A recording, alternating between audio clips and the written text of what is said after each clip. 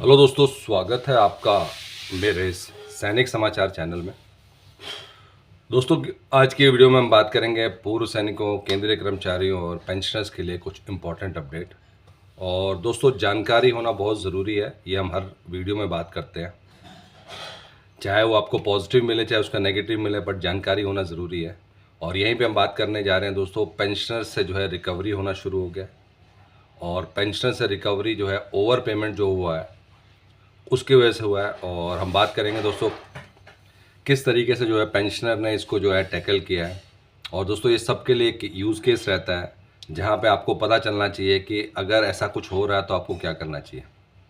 हम बात करेंगे दोस्तों सर्कुलर नंबर जो 568 है वो किन पे लागू है, और किस तरीके से दोस्तों सर्कुलर नंबर 568 का एरियर जो है वो पेंशनर्स के पूर्व सैनिकों के खाते में आ रहा है। इसके साथ साथ दोस्तों, आज की डेट में स्पर्श और बैंक पेंशनर कंफ्यूज है कि किस में ज़्यादा बेनिफिट है, और आखिर स्पर्श में माइग्रेशन होने के बाद से क्या बेनिफिट मिला।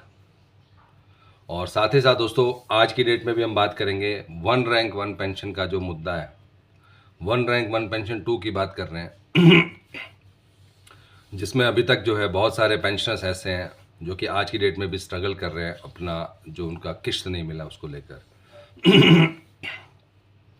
तो चलिए दोस्तों, बात करते हैं आज के इन सभी इंपॉर्टेंट अपडेट्स के बारे में। दोस्तों, अगर चैनल पे आप पहली बार हैं तो चैनल को ज़रूर सब्सक्राइब करें, जिससे आने वाली हर वीडियो का अपडेट आपको मिलता रहे, और साथ ही साथ बेल आइकन ज़रूर दबाएं।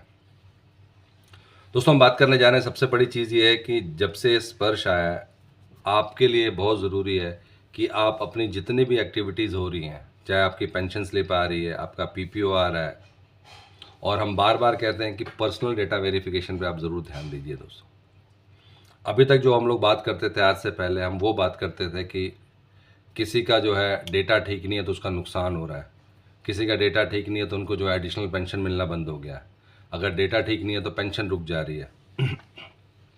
दोस्तों, कुछ ऐसे भी केसेस आए जो कि आपका जानना ज़रूरी है, जहाँ पे अचानक जैसे ही माइग्रेशन हुआ है स्पर्श में, पेंशनर्स की जो बेसिक पेंशन है वो गलत फिक्स हो गई है, और उस गलत फिक्स होने की वजह से उनको जो है OROP 2 के जो इंस्टॉलमेंट थे वो अचानक जो है उनका बढ़ के मिलना शुरू हो गया।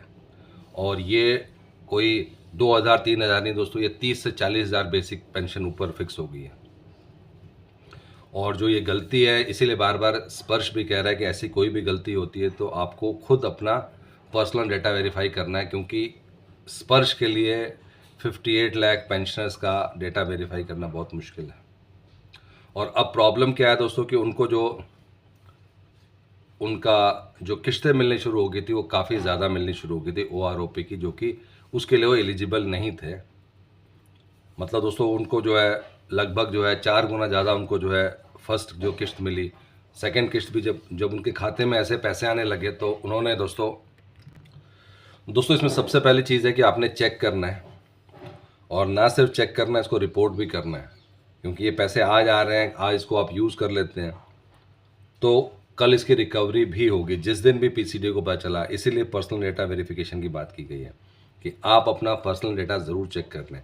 आपकी अगर बेसिक पेंशन नहीं है वो, और हम हमेशा अपनी वीडियो में 2 ही चीज़ करते हैं, आप अपना डेटा चेक करें, दिक्कत है तो CP ग्राम में जाएं। और दोस्तों, कई पेंशनर्स का मैसेज आता है CP ग्राम क्या है। दोस्तों, आप CP ग्राम एक वेबसाइट है जहाँ पे जैसे कि स्पर्श एक वेबसाइट है, वैसे CP ग्राम भी एक वेबसाइट है जो कि पूर्व सैनिकों की जो ग्रीवेंसेज है उसके लिए खोला गया है।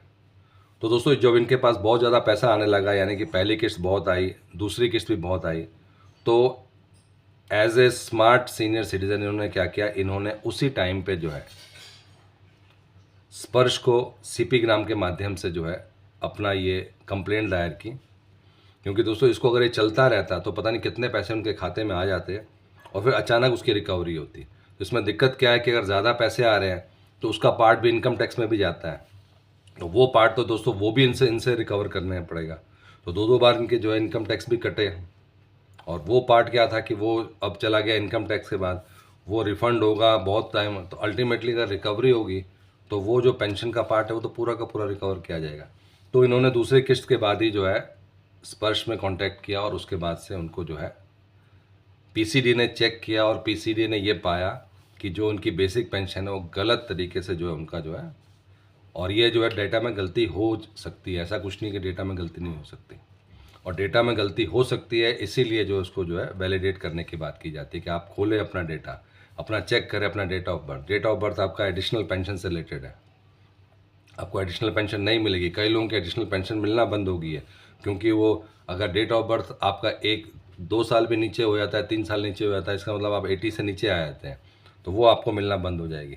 तो इस केस में दोस्तों अब इन पेंशन से रिकवरी होगी, लेकिन ये रिकवरी जो है इन 2 या अगले 3-4 महीने की होगी। अगर इसी को अगर 2-3 साल करते इसको कंटिन्यू और इसको लेते रहते, तो वो जो रिकवरी होती जहाँ पे ये पैसा बहुत जगह स्प्लिट होता। पहली बात तो ये है कि इनकम टैक्स में इतना पैसा चला जाता कि ये पेंशनर को अपने लेवल पे वो पैसे वापस लेने पड़ते हैं, उसके लिए लेटर बाकी सब देना पड़ता। तो दोस्तों बहुत इंपॉर्टेंट है आज की डेट में, जब आपका स्पर्श में माइग्रेशन हुआ है तो इसको आप ज़रूर चेक करें कि आपका डाटा किस तरीके का है। बात करते हैं दोस्तों दूसरे अपडेट की, जहाँ पे सर्कुलर 568 को लेकर बहुत सारे क्वेश्चंस आ रहे हैं। और सर्कुलर जो है दोस्तों 568 वो सभी प्री-2006 पेंशनर्स के लिए है। और हम बात कर रहे हैं दोस्तों कि अप्रैल के महीने में भी दोस्तों जो है बहुत सारे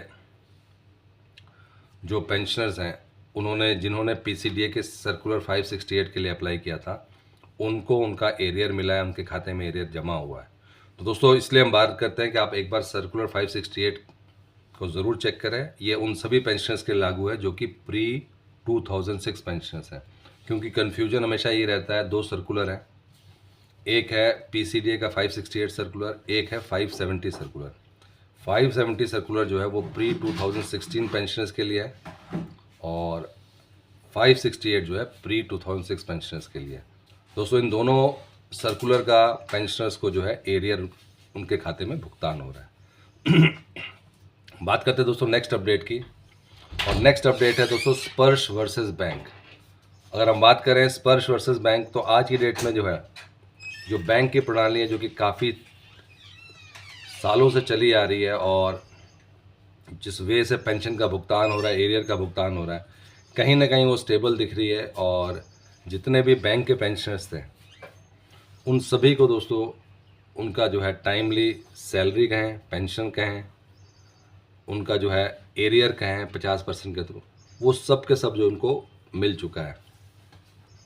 दिक्कत आ रही है दोस्तों जिनका स्पर्श में माइग्रेशन हुआ है, और जब से स्पर्श में माइग्रेशन हुआ है पेंशनर्स को काफ़ी दिक्कत आ रही है। कभी मैसेज नहीं आ रहे हैं, कभी उनका जो है जो पेंशन पेमेंट है भुगतान में उसमें देरी हो रही है। और अभी आप देख सकते हैं कि इस टाइम पे भी एक बड़ा क्वेश्चन मार्क बना हुआ है कि 3 महीने का DA/DR का कब एरियर जमा होगा।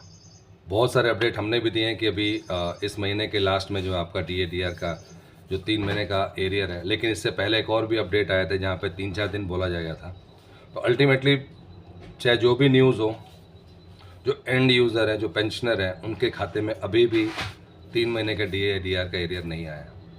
तो दोस्तों काफ़ी सोचने वाली बात है कि कितना ज़्यादा इसमें भी स्पर्श में काम होना है, जिससे कि ये जो बेसिक चीज़ें हैं, जो आपका जो है एरियर है, जो आपका पेंशन पेमेंट है, जो आपका डेटा का प्रॉब्लम है, वो जल्द से जल्द रिजॉल्व हो, जिससे कि सभी पेंशनर्स का एटलीस्ट स्पर्श एक स्ट्रीमलाइन चले और सभी पेंशनर्स को उनका डेटा प्रॉपर रहे और उनको टाइमली उनको जो है इसका बेनिफिट मिल सके। जो भी एरियर आता है, अभी DA फिर से दोबारा जुलाई में बढ़ने वाला है, उन सब को लेकर दोस्तों जो है टाइमली पेंशनर्स का बेनिफिट मिलता रहे।